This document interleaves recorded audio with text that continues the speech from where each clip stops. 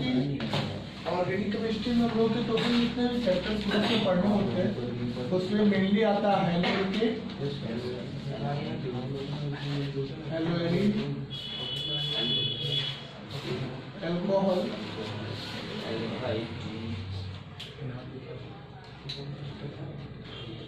Ether,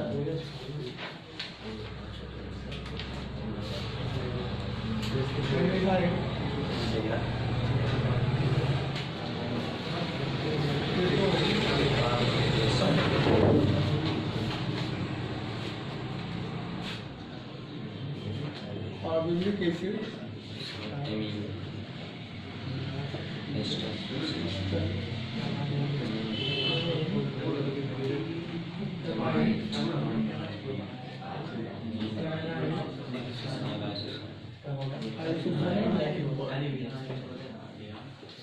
सबसे पहले अगर इनकी स्टडी आपको करना तो स्टेप बताया था कि नोमेनक्लेचर आना चाहिए।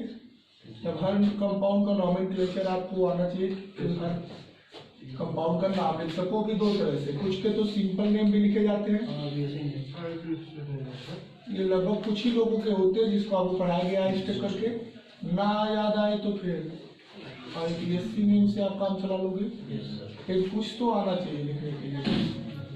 नोमेनक्लेचर के बाद में हम लोग रिएक्शन चार्ट पढ़े थे, इसमें टोटल 6 चार्ट आपको पढ़ाए जाते, 5 चार्ट। फिर ये 5-6 चार्ट जब आप स्टडी कर रहे होते हो तो उसमें पहला चार्ट हेलोइकेट का रिएक्शन रहा है, रिएक्शन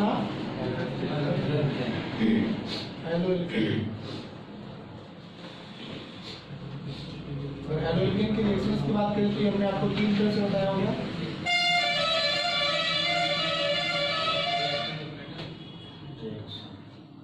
रिएक्शन धातुओं के साथ, क्योंकि 2 रहा है, सोडियम धातु और मैग्नीशियम धातु।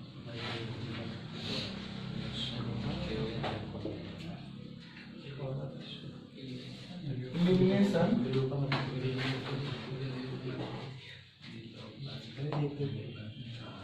जिसको हिंदी में विलोपन क्रिया कहते हैं, एल्कोहलिक एवरेज का होता है।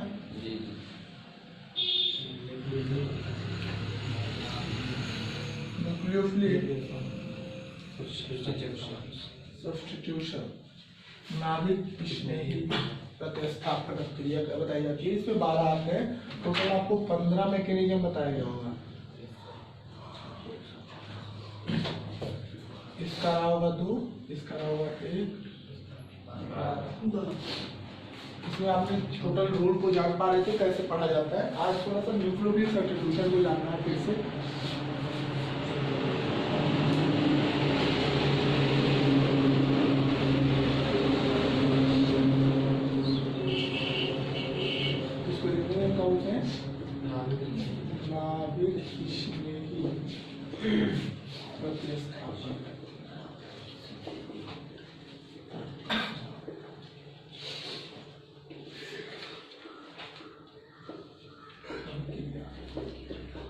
इसमें याद है जब KOH आता है तो OH देता है, CN आता है तो CN देता है, AgCN आता है तो MC देता है, KNO2 आता है तो वो NO देता है, AgNO2 आता है तो NO2 देता है, अमोनिया आता है तो NH2 देता है। कौन सा न्यूक्लियोफिलिक पार्ट देता है कंपाउंड बनाने में, सिर्फ एग्जांपल्स आपने पढ़ा था। जैसे हम कुछ एग्जांपल देकर दिखा दें, इसमें हेलोइकेट्स आपके होते थे, जैसे कि CH3 भी यहाँ लिखा है, और हम इसका रिएक्शन KOH से करा दें तो ये OH यहाँ पे आ जाता था, CH3 जैसे आपने देखा था CH3 आइए अमोनिया से रिएक्शन करा देते हैं तो NH2 डालता था, CH3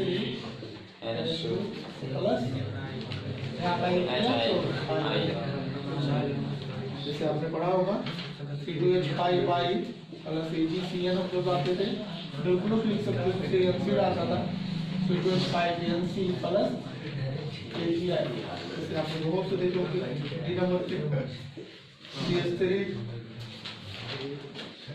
Br प्लस CH3ON में याद है RON वाला, इसका CH3O पार्ट लिख लेते हैं और इसके आगे अपना एल्किल R जोड़ देते हैं, ईथर तैयार हो जाता है और यहाँ का Na और यहाँ का ER।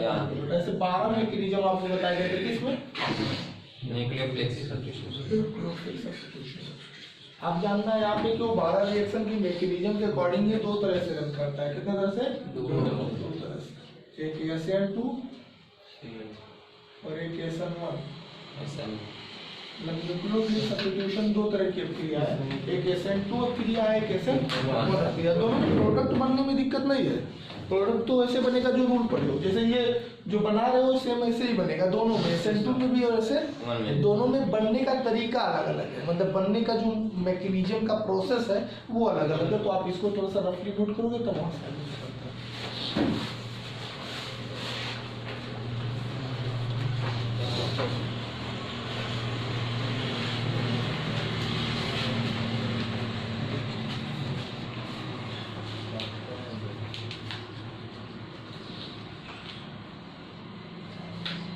मतलब आज से आपको जानना है कि जो पहले चार्ट में आपको रिएक्शन पढ़ाया गया था, जो कि यहाँ पे आपके सामने नोट्स पे लिखा भी हुआ है, हैलोकेन्स के रिएक्शंस, उसमें रिएक्शन विद मेटल एलिमिनेशन के बाद में न्यूक्लियोफिलिक सब्स्टिट्यूशन के 12 फेज बताए गए थे। आज आपको 12 फेज में ये जानना है कि वो 2 तरह से कंप्लीट होते हैं, SN2 process, SN1 process mechanism. तो SN2 क्या है, SN1 क्या है, ये आपको जानना होगा।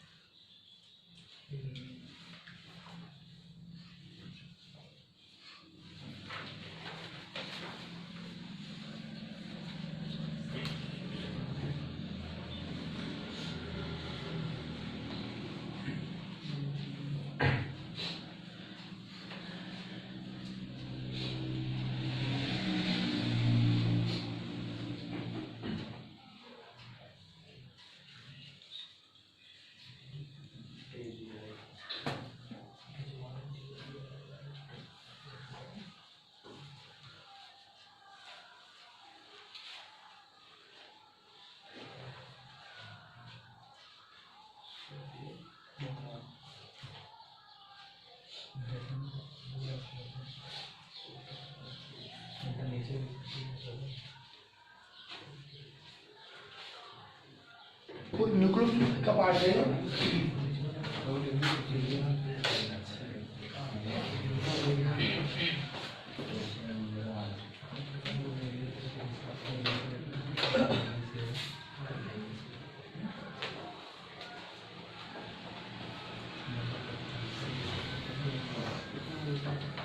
तो पता होगा कि न्यूक्लियोफिलिक पार्ट में होता क्या है, कोई ना कोई न्यूक्लियोफिलिक पार्ट आके हाइड्रोजन को रिमूव करता है या रिप्लेस करता है।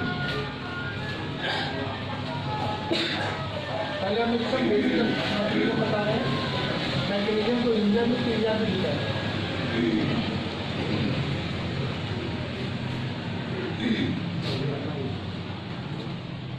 अब अगर हम क्रियाविधि की बात करें तो ध्यान से देखो जी, मान लीजिए CH3 CH CH3 बी आ लगा हुआ, तो ये हाइड्रोजन केन है कि नहीं? इसमें मान लीजिए आप रिएक्शन करा रहे हो KOH से, बहुत ही छोटा मैकेनिज्म आप प्रोसेस को देखो, तो ये किसके प्रोसेस में न्यूक्लियोफिलिक का सब्स्टिट्यूशन में जाएगा जी। इसमें होता क्या है, पहले आपका KOH, ये ध्यान से देखना क्या होता है, KOH की भी जो बॉन्डिंग होती है ना वो कैसे होती है, KOH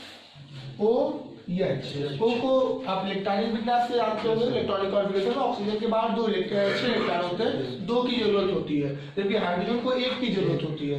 यहाँ 2 की जरूरत है, यहाँ 1 की जरूरत, तो एक का साझा हो जाता है, मतलब यहाँ कोवैलेंट बॉन्ड बनता है। कौन सा बॉन्ड? साझा वाला, एक इसका और एक इसका, तो इसका तो 2 पूरा हो गया, और इसको भी एक और चाहिए। पोटेशियम का इलेक्ट्रॉनिक कॉन्फ़िगरेशन देखोगे 2 8 8 1 होता है, मतलब आउटर में 1 होता है, डोनर नेचर का होता है, तो ये इसको दिया रहता है ट्रांसफर द्वारा।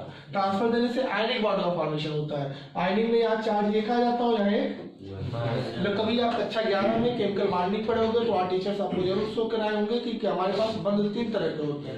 एक तो आयनिक बॉन्ड होता है, जहाँ डोनेट और गेन होता है, एक इलेक्ट्रॉन को देता है, दूसरा लेता है। डोनेट और गेन के केस में इलेक्ट्रॉन के ट्रांसफर होने की वजह से बॉन्ड आयनिक बॉन्ड, या इसको इलेक्ट्रोवैलेंट बॉन्ड कह सकते हैं, मतलब या तो आयनिक बंध को या फिर वैद्युत संयोजक बंध को। लेकिन जब दोनों तरफ गेन गेन के होते हैं, दोनों को जरूरत होती है, तो वहाँ दोनों साइड से साझा होता है, और साझा होने पे कौन सा बॉन्ड बनता है? कोवैलेंट, तो इसको सहसंयोजक बंध कहते हैं। तो यहाँ पे ऑक्सीजन के उस साइड सहसंयोजक बंध है, और इस साइड आयनिक बंध है, वो वैद्युत संयोजक है ट्रांसफर वाला। और एक तो जानते हो ऊपर सहसंयोजक बंध बनता है, कोऑर्डिनेट बॉन्ड, जिसमें एक तरफ से साझा से दिया जाता है, जिसमें तीर वाला बॉन्ड आता है। और इसके अबाउट आपने एक चैप्टर भी पढ़ा, कोऑर्डिनेशन कंपाउंड, जिसमें बहुत ही मजबूत बॉन्ड होता है। जो सबसे ज्यादा मजबूत बॉन्ड होता है वो कौन सा होता है? कोऑर्डिनेशन, वन साइड से। जैसे सपोज कर लो कि आप किसी को सिर्फ देते हो खान पीने की चीज, या अपने तरफ से दान करते हो, डोनेशन देते हो, तो जिसको भी दोगे उससे आपका संबंध सबसे मजबूत रहेगा, वो आपकी बुराई कभी नहीं करेगा, क्योंकि वो आपसे अगर लाभ पा रहा है लगातार। जैसे जो प्रधान जी जिसको शौचालय बराबर दिए हैं पैसा, या बराबर शराब दारू मुर्गा खिलाए हैं, वो प्रधान जी बुराई नहीं करेंगे, चाहे प्रधान जी को लूट खाई लें। तो जिसको वन साइड मिलता है, ये हमारी केमिस्ट्री में यही रूल है कि जो केमिस्ट्री में वन साइड शेयरिंग होती है, साझा वाला बॉन्ड वन साइड से होता है, उसमें उसको बहुत ही प्रबल रूप से बनता है। और ऐसा आपने उसको देखा होगा कि वो लिगेंड जो बढ़ते हैं वो बहुत मजबूती से बनते हैं, जिसको कॉम्प्लेक्स आयन कहते हैं, वो टूटते नहीं। आज के पॉलिटिक्स में वही चीज फेंका जाता है, साइकिल बटेगा तभी अखिलेश की बुराई नहीं करोगे, नहीं तो नाई बटिया तो कम नाई ठीक है। अब मोदी जी अपन बांटते किसाने के संबंध को मजबूत करने के लिए वन साइड से। दूसरा होता है बोथ साइड से। आपके रिलेशन में जो दोनों का लेन देन चलता है, जैसे 2 फैमिली में कभी वो कुछ आपको देता है, कभी तुम उसे कुछ देते हो जरूरत के हिसाब से, तो यहाँ भी संबंध बनता है, लेकिन उतना मजबूत जितना कि एक तरफ वाला रहता है। मतलब एक लोग खरीदते हैं, एक लोग खरीद ले, तो वो संबंध ज्यादा मजबूत होता है। जैसे बॉन्ड में कोऑर्डिनेट सबसे ज्यादा मजबूत होता है, कोवैलेंट थोड़ा कम होता है, और जो आयनिक बॉन्ड होता है ये सबसे वीक होता है, जिसमें चार्जेज आते हैं। तो ये बॉन्ड टूटने में कौन टूटेगा, ये टूटेगा कि ये टूटेगा? चार्ज वाला आयनिक बॉन्ड ब्रेक होता है, पानी में जाके इसको हम वियोजन कहते हैं। क्या कहते हैं?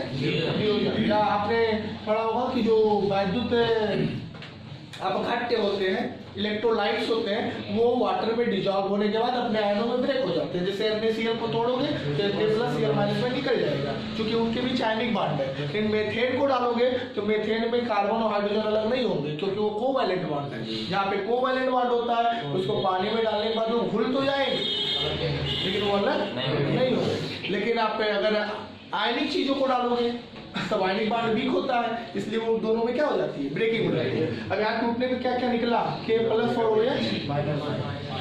जो OH- को बोलते हैं, इसको पोटेशियम आयन बोलते हैं। और ये हाइड्रोक्साइड, ये आपको नाम पढ़ाते समय हमने पढ़ाया होगा, इसको पोटेशियम आयन की कंडीशन में डालते हैं और इसको मतलब की कंडीशन में डालते हैं, हाइड्रोक्साइड कहते हैं। वहाँ पे ये हाइड्रोक्सी के पास इलेक्ट्रॉन है कि नहीं? एक इलेक्ट्रॉन रिच है कि नहीं है? जिसके पास इलेक्ट्रॉन ज्यादा मात्रा में, उसी को नाभिक स्नेही कहते हैं, न्यूक्लियोफिलिक। न्यूक्लियोफिलिक का मतलब होता है इलेक्ट्रॉन रिच। जिसके पास इलेक्ट्रॉन ज्यादा अमाउंट में हो वो क्या है? न्यूक्लियोफिलिक है, जिसके पास इलेक्ट्रॉन ज्यादा हो। अब यहाँ पे हम आते हैं, ये दोनों जब डिजॉल्व होकर आप ब्रेक डाउन कर लेते हैं तो यहाँ पे समस्या आती है इलेक्ट्रोनिगेटिविटी की। इलेक्ट्रोनिगेटिविटी मतलब आपको पता होगा कि हमारे केमिस्ट्री में किसी किसी की इलेक्ट्रोनिगेटिविटी ज्यादा है, जो इलेक्ट्रॉन खींचने का लक्षण ज्यादा रखते हैं, और किसी किसी का कम है, जो खींचने का ताकत कम रखते हैं। जैसे आपके पीरियोडिक टेबल में फ्लोरीन की इलेक्ट्रोनेगेटिविटी सबसे ज्यादा है, मतलब फ्लोरीन सबसे इलेक्ट्रॉन को खींच लेता है। 11 के चैप्टर में आपको आवर्ती गुण पढ़ाया जाता है तो आप विद्युत ऋणात्मकता, परमाणु त्रिज्या, आयनन विभव, इलेक्ट्रॉन बंधुता जैसे टॉपिक पढ़ाए जाते हैं। वहाँ बताया गया होगा कि विद्युत ऋणात्मकता के आधार पर तत्वों में सबसे ज्यादा विद्युत ऋणात्मक फ्लोरीन होता है। फ्लोरीन के बाद में नंबर ऑक्सीजन का आता है, उसके बाद नाइट्रोजन का आता है, उसके बाद क्लोरीन का आता है, उसके बाद सल्फर का आता है, उसके बाद में कार्बन या हाइड्रोजन के आते हैं। इस कंडीशन में अगर देखा जाए तो कार्बन और ब्रोमीन में इलेक्ट्रोनेगेटिविटी किसकी ज्यादा है? ब्रोमीन की। इन दोनों के बीच में साझा हुआ है एक इलेक्ट्रॉन, कितने इलेक्ट्रॉन का? एक इलेक्ट्रॉन का साझा होने के कारण आपको पता होना चाहिए कि ब्रोमीन की इलेक्ट्रोनेगेटिविटी ज्यादा होती है, इसलिए बात तो साझे की हुई है। साझा का मतलब होता है इलेक्ट्रॉन बीच में रखा जाए। जैसे आप एक पंखा लाते हो, साझे में अगर 2 लोग लाए हो तो पंखा बीच में लगना चाहिए, लेकिन अगर उसमें कोई भी ताकतवर मिल गया थोड़ा सा अपने तरफ डाल लेगा, घुमा लेगा, आप कुछ नहीं कर पाओगे। ऐसे कंडीशन में यहाँ पे जो साझा हुआ है, साझा तो दोनों में हुआ है, कार्बन और ब्रोमीन के बीच। कार्बन को 4 बांड बनाना रहता है, तो एक बांड इधर के कार्बन से बनाया है, एक बांड इधर के कार्बन से बनाया है, एक बांड हाइड्रोजन की तरफ से बनाया है और एक बांड ब्रोमीन से बनाया है। लेकिन ब्रोमीन की इलेक्ट्रोनेगेटिविटी ज्यादा होने की वजह से इलेक्ट्रॉन को खींच लेता है अपनी तरफ, जिससे आपको पता है कि इसमें हल्का सा क्या आ जाएगा? नेगेटिव, खींचने की वजह से। तो इसमें हल्का सा क्या आ जाएगा? मतलब संबंध तो बना हुआ है, लेकिन संबंध में स्टेबिलिटी थोड़ी सी वीक हो रही है, क्योंकि इसको थोड़ी थोड़ी कमी महसूस होगी। इस साझा में दिया था, इसके पास साझा में देने का मतलब नहीं कि तुम ले लो, मतलब हमारा तुम्हारा दोनों का रहेगा। साझा का मतलब ये होता है, लेकिन ये जबरदस्ती अपने इलेक्ट्रोनेगेटिविटी से खींचने की वजह से यहाँ थोड़ा सा रिच महसूस हो रहा है, धनी महसूस हो रहा है इलेक्ट्रॉन से, तो इसे थोड़ा सा गरीबी तो महसूस होगा इलेक्ट्रॉन का। और जब उसे गरीबी महसूस हुआ, मतलब इलेक्ट्रॉन की कमी आई, तो उसको थोड़ा बहुत ही अफेयर का काम कर जाएगा। जिसको पैसे की जरूरत हो, मान लीजिए एक आदमी है ए जो बी से संबंध बनाया, लेकिन जब शुरू में बनाया तो ऐसा लगा कि जितना हम खर्च करेंगे उतना, लेकिन बाद में पता चला यार बहुत दिक्कत कर रहा है, हम 500 खर्च कर रहे हैं तो 100 रुपया खर्च कर रहा है, तो पैसा ज्यादा किसका खर्चा होगा? ए वाले का। तो वो धीरे धीरे संबंध क्या होने लगेंगे? वीक होने लगेंगे, वो खिंचाव की वजह से। और जब चार्जेस के खिंचाव की वजह से वीकनेस आएंगे, मान लीजिए उसी समय मार्केट में एक और नया दोस्त घूम रहा है जो इलेक्ट्रॉन रिच है, पैसा खर्च करने के लिए तैयार है, तो आपका इससे संबंध वीक बनेगा और इससे कहीं ना कहीं अफेयर शुरू हो जाएगा, मतलब उससे मिलना जुलना शुरू हो जाएगा, क्योंकि आपकी जरूरत वो पूरा करने वाला है। ये OH कहेगा हमारे पास नहीं इलेक्ट्रॉन रिच है, न्यूक्लियोफिलिक है, इलेक्ट्रॉन हमारे पास सफिशिएंट है, हमें कोई इलेक्ट्रॉन दिया था और ये तुम ले लो ना, मतलब ये इसके ज्यादा अट्रैक्टिव में आ जाता है। ऐसे कंडीशन में इसके बीच बॉन्ड बनने लगता है, क्योंकि कार्बन 4 बांड से ज्यादा बना नहीं सकता। एक बांड इधर बना लिया है, एक बांड इधर बना लिया है, एक हाइड्रोजन से बनाया है और एक ब्रोमीन से बनाया था, लेकिन ब्रोमीन की गलती की वजह से, मतलब इलेक्ट्रोनेगेटिविटी की वजह से वो बॉन्ड अपना वीक करने लगा है, और बॉन्ड अभी किससे बनाने लगेगा? और धीरे धीरे इधर से OH अपना कहेगा भैया हमारा बॉन्ड शुरू करो। ये बॉन्ड धीरे धीरे जब बनने लगेगा कि धीरे धीरे, और इनको कहेगा भैया तू लेके निकल हमारा इलेक्ट्रॉन, तुम्हें चाहिए ना, तो इलाज को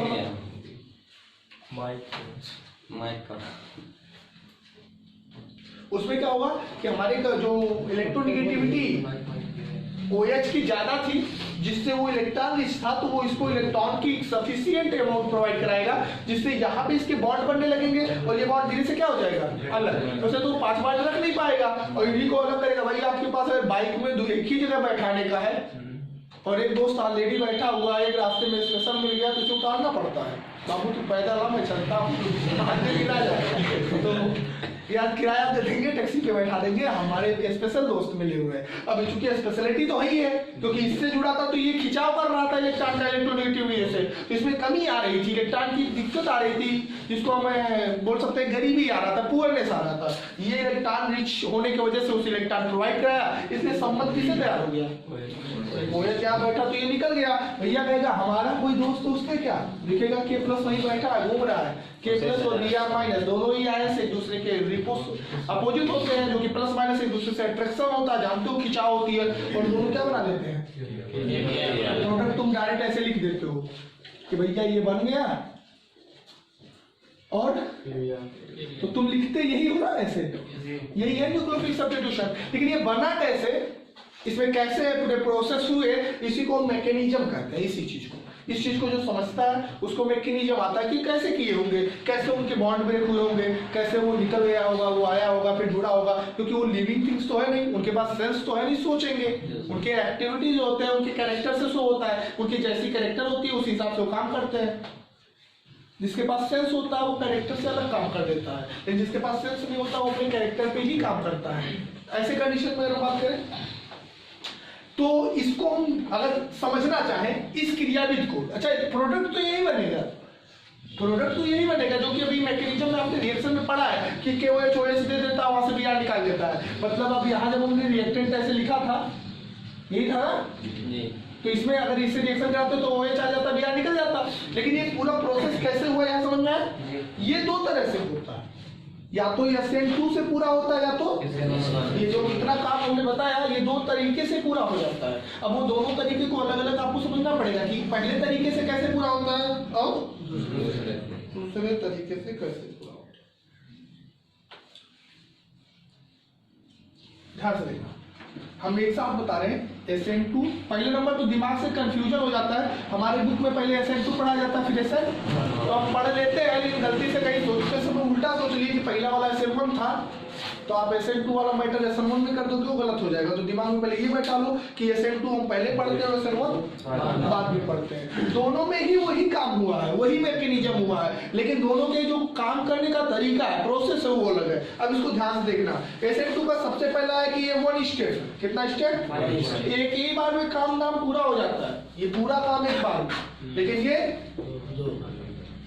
2 स्टेप है, इसमें 2 स्टेप काम होते हैं तब जाके ये पूरा होता है। काम यही होगा, प्रोडक्ट यही बनेगा, न्यूक्लियोफिलिक सब्स्टिट्यूशन ही चलेगा, लेकिन ये प्रोसेस दो तरह से चलेंगे, या तो SN2 से चलेंगे या SN1 से चलेंगे। SN2 से चलेंगे तो एक ही स्टेप में काम कंप्लीट, टूटा बड़ा सब काम फिट। लेकिन इसमें अगर SN1 से ये काम होगा, यही काम SN1 से होगा तो 2 स्टेप में होगा, SN2 से होगा तो 1 स्टेप होगा। अगली बात,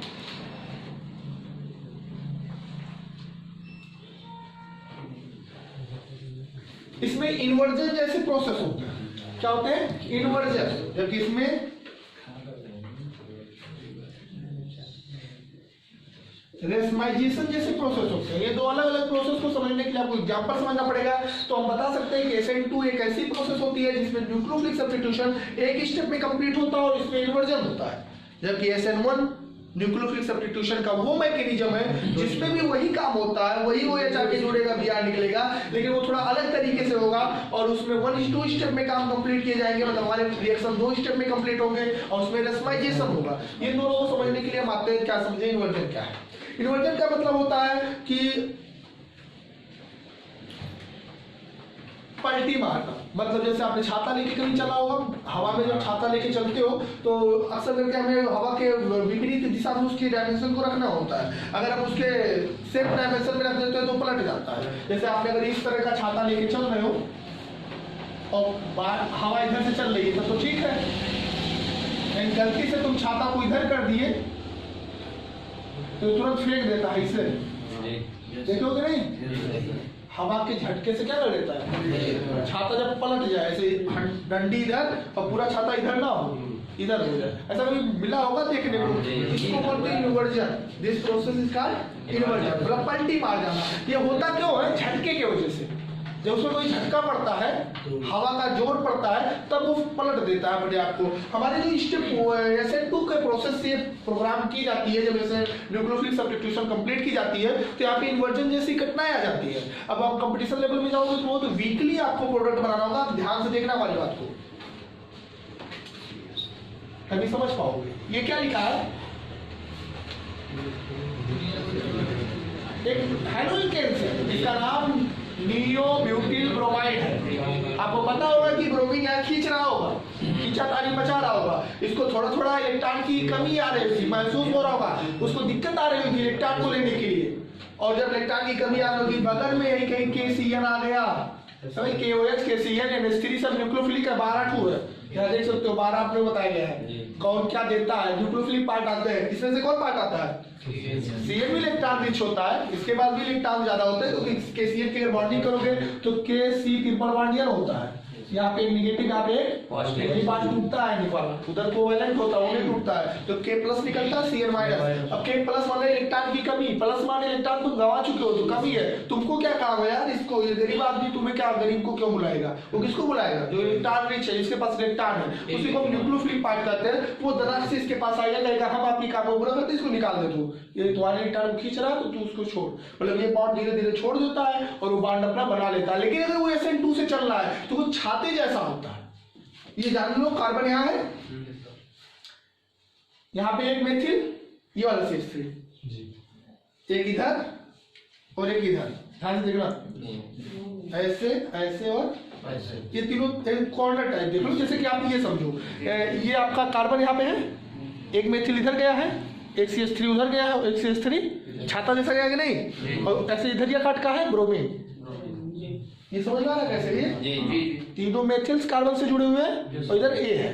अब चूंकि इधर ये ब्रोमीन है, दोस्ती करने के लिए उसी के सामने में आके दोस्ती करोगे तो दिक्कत कर देगा ना भाई, किसी का अफेयर चल रहा ऑलरेडी, तुम पहुंच गए सामने लेके बुला तो तूड़ दी मुंह मार के, अब तो चुप्पे से देना पड़ेगा जब उसकी और उपस्थिति हो। अब बताओ इसके पास कहाँ ऐसा जगह है जो ये ना जान पाए, मतलब इसको हेरिटेशन ना है भाई, ये भी तो इलेक्ट्रॉन लेके धनी हुआ है खींच खाच के, और तुम भी इलेक्ट्रॉन लेके धनी आ रहे हो, जैसे इसके पास आओगे कहेगा और निगेटिव निगेटिव दोनों लोगों क्या धक्का शुरू, पास नहीं आने देगा ये, क्योंकि इसके पास भी इलेक्ट्रॉन ज्यादा है ब्रोमीन के पास, और जो Cn आ रहा है उसके पास भी क्या है इलेक्ट्रॉन, ये किसके लिए आ रहा है, इसके लिए आ रहा है, तो किधर से आना पसंद करेगा, इधर से। इस पे बहुत तेज अटैक मारता है, जब ये मारता है क्योंकि इसको जरूरत है, तो ये पूरा तीनों पलट जाता है, जिसको हम इन्वर्जन बोलते हैं। अब बताओ OH कहाँ जुड़ेगा, इधर जुड़ेगा या इधर जुड़ेगा, इसमें प्रोडक्ट बताओ। हम ये न्यूक्लियोफिलिक पर SN2 से चाहिए हमें, SN2 का मतलब समझ पा रहे हो क्या करना है, SN2 का मतलब कन्वर्जन हुआ होगा, मतलब ये Cn यहाँ आके हम लोग जोड़ देते थे, अभी तक जोड़ देते थे, ध्यान दें, ब्रोमीन हटाओ Cn जोड़ो, ब्रोमीन जोड़ाओ हटाओ, क्योंकि वहां पे हमने मैकेनिज्म को नहीं बताया था, सिर्फ रिएक्शन सिखा रहे थे, लेकिन आज मैकेनिज्म में अगर SN2 लिख दिया तो हम कहेंगे भाई SN2 है, इसका मतलब क्या झटका मारने वाला काम, मतलब ब्रोमीन में ये यहाँ से नहीं आया होगा, वो इधर से धक्का मारा होगा, वो ये तीनों फेंक दिए होंगे उधर, मतलब प्रोडक्ट कुछ इस तरह बनेगा।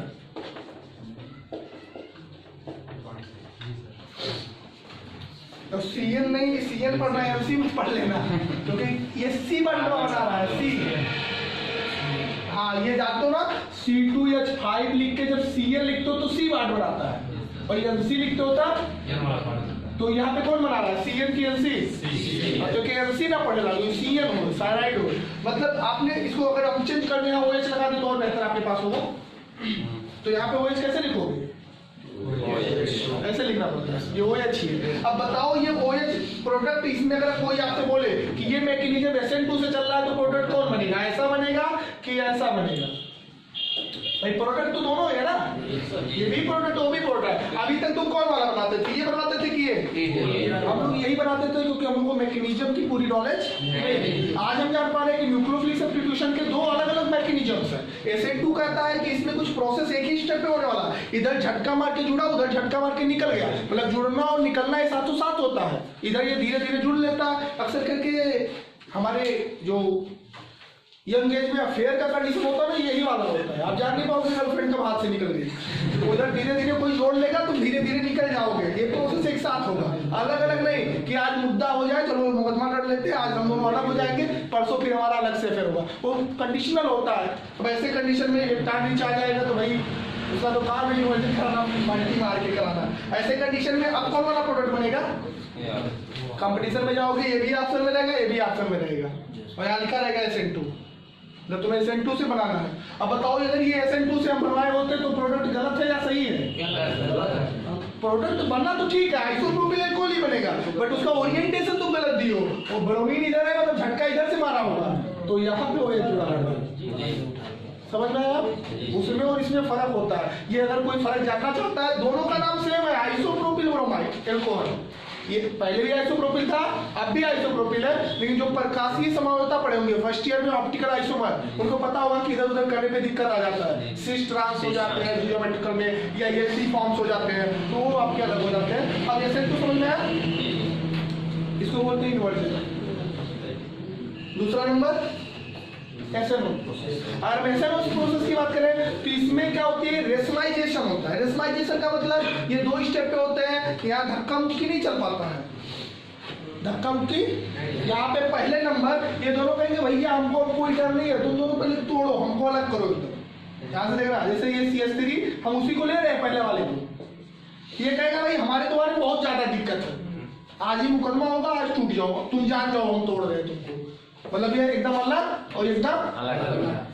अब इस पर भैया प्लस तो आ जाएगा, लेकिन इलेक्ट्रॉन वही भागेगा ना, इलेक्ट्रोनिगेटिविटी ज्यादा है। तो इस बीच में साझा हुआ था, एक इसका था एक उसका था, लेकिन अब इलेक्ट्रोनिगेटिविटी तो ऋणात्मकता ज्यादा होने की वजह से तो निकलेगा तो कहेगा। चोर आदमी बनते हो, जब घर से निकलते हैं तो 2-4 चम्मच में थैली लेके चल दिए तो लेके ही निकल लिया। अब इसमें क्या बन गए, कार्बोकेटायन, इनको कार्बोकेटायन बोलते हैं। मतलब इसमें आयन का फॉर्मेशन होता है। क्या SN2 में कोई आयन बना था?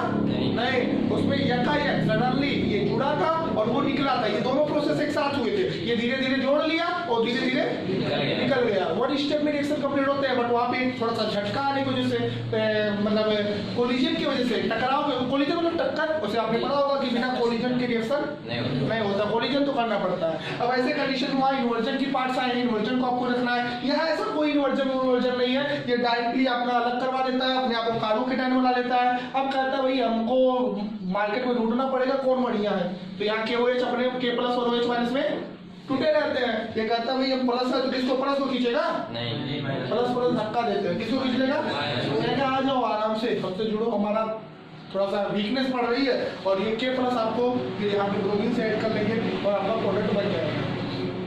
ये जब जुड़ते हैं तो ये तो हमारे जैसे आदमी तो है नहीं कि इनके पास आंख है, देख ले भैया ऊपर से जुड़े कि नीचे से जुड़े, तो आधे लोग इधर से जुड़ते हैं और आधे लोग, मतलब इसमें दोनों चांसेस रहेंगे कि ये वाला प्रोडक्ट भी बनेगा और ये वाला प्रोडक्ट भी बनेगा। ये दोनों सेम प्रोडक्ट है, आइसोप्रोपिल अल्कोहल, बट 50% का चांस है इधर से जुड़ना और 50% का चांस है, तो कि आपको पता होगा कि उसमें OH- घूम रहे हैं, तो जिधर ये आ गए उधर से मालिक्यूल में जुड़ने लगे। भाई 10 लोगों में इधर से जुड़ गए तो 10 लोगों में इधर से, ये हम कह सकते हैं कि 50% L फॉर्म में रहेगा, 50% D फॉर्म में रहेगा। इसमें कितने स्टेप हुए, 2। एक बार अपने हाइड्रोलिकेन का अपने कार्बोकेटायन में ब्रेक हो रहा है, फर्स्ट स्टेप, और सेकेंड स्टेप आपके न्यूक्लियोफिलिक पार्ट से बॉन्ड बनाना। और इस दोनों स्टेप में 50% चांस है कि नीचे फॉर्म L फॉर्म और 50% है D फॉर्म। ये आधा आधा दोनों बनने के प्रोसेस को हम क्या बोलते हैं, रेशमाइजेशन। रेशमाइजेशन का मतलब 2 चीजों का मिक्सचर होना, 2 चीजों का मिक्सचर होना, बट इसमें सिर्फ 1 step, there are no ions. कई बार जब पूछा कौन ऐसा स्टेप है जिसमें आयन नहीं बनते हैं, तो कौन है, SN2 में कोई आयन नहीं बनता है, झटका मार के उधर निकाल के अपने जुड़ दिया, एक स्टेप में काम खत्म। लेकिन वहाँ इन्वर्जन होता है और इसमें आयंस का फॉर्मेशन होता है, तब फिर बॉन्ड बनता है। आयन बनना एक स्टेप, बॉन्ड बनना दूसरा स्टेप, 2 स्टेप में प्रोसेस कंप्लीट होते हैं। इसमें 50% ऊपर 50% नीचे के चांसेस बनते हैं। अब बात ये आती है कि आप ये दोनों ही किसके लिए हैं, अभी तक हमने न्यूक्लियोफिलिक बताया था, तो ये सब चीजें आपको नहीं बताया था। आपको पता होगा जैसे ऑर्गेनिक केमिस्ट्री उठाओगे, पहला दूसरा पेज में लिखा होगा SN1 SN2, आपके टीचर तुरंत बताना शुरू कर देते हैं, जो किताब में लिखा है, जान जाओगे ऐसे आसानी से। जो रिएक्शन नहीं जानता है, भले दूसरे पेज में NCERT में लिखा है, कितना टीचर मर जाए बता नहीं पाएंगे क्या चीज है। ये बताने के लिए आपको पहले बच्चे को पूरा पढ़ाना पड़ेगा, नॉमेनक्लेचर, रिएक्शंस, उनके नाम, उनके ओरिएंटेशंस, और तब वो जान पाएगा कि कहाँ पे कैसे हो रहा है। आप क्लियर हो चुके होंगे कि नाभिक स्नेह क्रिया 2 मैकेनिज्म पे काम करती है, SN2 और SN1। बेसिक डिफरेंस है कि SN2 1 स्टेप में कंप्लीट होता है, यहाँ पे आपका न्यूक्लियोफिलिक पार्ट बैक साइड से अटैक करता है, जिससे हमारा पूरा मॉलिक्यूल इन्वर्ट हो जाता है और उस तरह एक ही स्टेप में प्रोडक्ट का फॉर्मेशन हो जाता है। जबकि SN1 एक अलग स्टेप होता है न्यूक्लियोफिलिक में, इसमें भी वही काम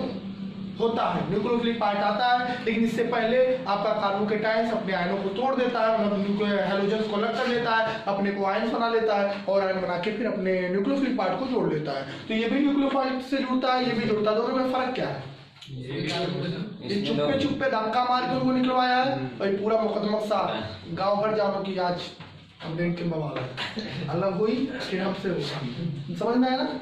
अब इसको आप नेचुरल जानना चाहते हो, आपने देखा होगा हम लोगों के यहाँ कुछ लोग ऐसी शादी होती है जो शादी होने के बाद में पहले मुकदमा होता है, 4-6 महीना मुकदमा चलता है, तब तलाक होता है, तोड़ा जाता है, तब फिर ये लड़की दूसरे लड़के से शादी करती है। ये सब कहाँ हो रहा है, नहीं जब रहा था दोनों में ब्रेक कर लिया, तो सब जान गए, एक स्टेप में छूटा और दूसरे स्टेप में एक भी शादी होती है। अब शादी करने के बाद 3 महीना बाद जान पाओगे बीबी ही नहीं घर पे। ढूंढने के लिए पता चलेगा लापता, पोस्टर बनाओ, फिर बाद में पता चलेगा एक लड़का भी गायब है एरिया से। इसके मतलब दोनों कब बॉन्ड बनाए कब निकल लिए तुमको पता तक नहीं चलेगा, इन्वर्ट होके तुम पड़े रहोगे। ऐसे कंडीशन में आपके नेचर में भी ऐसे संबंध बनाते हुए देखे होंगे। दोनों ही कंडीशन नेचर में इन्वॉल्व है तो केमिस्ट्री में भी है। अब दोनों को याद करने का तरीका आपको पता होना चाहिए, किसमें कैसे बनता है, किसमें आयन बनता है, किसमें आयन नहीं बनता है, किसमें 1 स्टेप में होता है, किसमें 2 स्टेप में होता है। हमारे पास जब प्रोडक्ट कॉम्पिटिटिव लेवल में आएगा तो चारों ऑप्शन में देखोगे सही लगेगा। अब चारों में बनेगा जैसे रेसमाइज जैसा क्या क्वेश्चन दिया, वो बोलेगा कि हम इस रिएक्शन को करा रहे हैं SN1 के इसके थ्रू। अब बताओ प्रोडक्ट क्या बनेगा। पहले ऑप्शन में लिख देगा इसको, दूसरे ऑप्शन में लिख देगा इसको, तीसरे ऑप्शन में लिखेगा इनमें से कोई नहीं, और चौथा लिखेगा दोनों। तो SN1 से हुआ है, चांस तो दोनों का होगा ना, रेसमाइजेशन आधा आधा तो बने होंगे। लेकिन यही लिख दिया अगर SN2 तो क्या दोनों बना नहीं, तो ब्रोमीन नीचे अटका है, पक्का ये वाला बना हो, खाली एक ऑप्शन। अगर बोले कि किसमें 2 स्टेप में होता है, किसमें 1 स्टेप में, तो SN2 में 1 स्टेप में होता है और SN1 में 2 स्टेप होता है। अगर एक बात बोला जाए कि किसमें आयन का फॉर्मेशन होता है और किसमें नहीं होता है, तो SN2 में पॉइंट्स नहीं बनते हैं, अटैकिंग होती है, कोलिजन्स होते हैं और इन्वर्जन जैसे प्रोसेस आते हैं, जबकि SN1 में नहीं बनता। सबसे बड़ी समस्या याद रखना, वो सबकी समस्या है कि लोग इस बातों को तो समझ जाते हैं लेकिन ये उस दिन भूल जाते हैं कि हम पहले SN1 पढ़े थे कि SN2, तो SN1 वाला SN2 में चला जाता है, SN2 वाला SN1 पहले है ही दिमाग में डालो कि हम जो पहले बताए हम कहाँ हुए 2 1 2 अक्सर करके हम कक्षा 1 से 1 पहले पढ़े 2, फिर आप जो चीजें पहले डाटा में सेट रहता है वो अच्छा इन्वर्जन हो रहा है SN1 वाला है, वन वाले में इन्वर्जन कराओगे, 1 स्टेप कराओगे, धक्का मुक्की कराओगे तो गड़बड़ा जाएगा। तो आप पहले तो ये क्लियर रखना कि हम पहले क्या पढ़े हैं, किसमें क्या चीजें लिखना है, लिखने की बात एग्जाम्पल की बात हो जाती है। फिर आते हैं कि हम कुछ अगर रेडिकल्स आपको दें तो कैसे पहचानोगे कि कौन सबसे बेहतर जाना चाहेगा। भाई दोनों तरीका है, दूसरी लड़की से शादी करने का दोनों तरीका है, या तो पहले उसके बीच तलाक कराओ, उससे अलग कराओ, फिर अपने साथ शादी कर लो और फिर लेके फिर रो जाओ। दोनों को रोज में कौन करना चाहेगा ये उनकी कैरेक्टर बताते हैं। कैरेक्टर जानते हो ना, फिल्मों में बगावत वाली सीन अक्सर देखा होगा, विलेन का लड़का कितना भी चाहे वो घर पे रोज वहीं पे ड्रम लेके पहुंचेगा बाजा बजाने के लिए, तो हीरो अलग ही स्टाइल के होते हैं। तो नहीं देखो तो 101 मूवी देखो अक्षय कुमार की, वहाँ पे आपको बताया जाएगा वो क्या है, कौन वाला में ऐसा ब्रेकिंग हो पहले भैया हम हैं यहाँ पे प्रेजेंट टाइम में, हम है हमारा ही अधिकार है कि शादी हम करेंगे। ऐसे कंडीशन में कौन किस कैरेक्टर का है, इसमें आपको नेचर में जानने के लिए मॉलिक्यूल को देखना पड़ता है। अब ध्यान से बताओ, ये लिखा है CH3Br और ये लिखा है CH3 CH3 CH3Br, ये दोनों ही हेलो एल्केन है कि नहीं, लेकिन दोनों में फर्क है। ये नॉर्मल है जिसको आप 1 डिग्री कहते हो, प्राइमरी कहते हो, और वो नियो है टर्सरी कहते हो, तृतीय कहते हो या 3 डिग्री कहते हो। बताओ SN1 से जा सकता है ये कि नहीं, जा सकता है, न्यूक्लियोफिलिक करेगा तो SN1 से जा सकता है, SN2 से